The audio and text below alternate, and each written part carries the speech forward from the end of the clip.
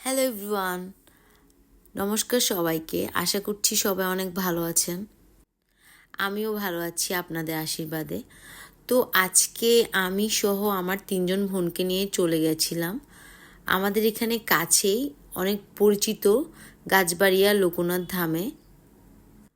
তো আমাদের বাড়ি থেকে কাছেই দেখে আমরা হেঁটে হেঁটেই যাচ্ছিলাম।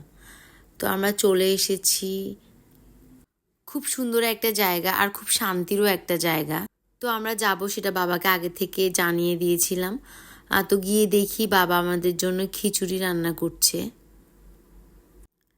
এটা হচ্ছে গাছবাড়িয়া লোকনাথ ধাম, নিজামপুর কলেজের পাশেই, মিরসরাই থানার মধ্যে। আপনারা চাইলে দর্শন করে যেতে পারেন। এই মন্দিরটাতে যে একবার আসবে সে বারবার আসবে। এই মন্দিরের আর পাশে নির্মাণ কাজ চলছে অবশ্য, আরও বড় করার প্রচেষ্টা চলছে। আমরা অনেক ছোটবেলা থেকে এখানে দর্শন করতে যাই কিছুদিন পর পরই। তো এর মধ্যে বাবা আমাদের জন্য প্রসাদ নিয়ে চলে এসেছে। কি যে ভালো হয়েছে প্রসাদ খেতে। এরপর আমরা বাড়ির দিকে রওনা হলাম। এই তো, বাই, টাটা।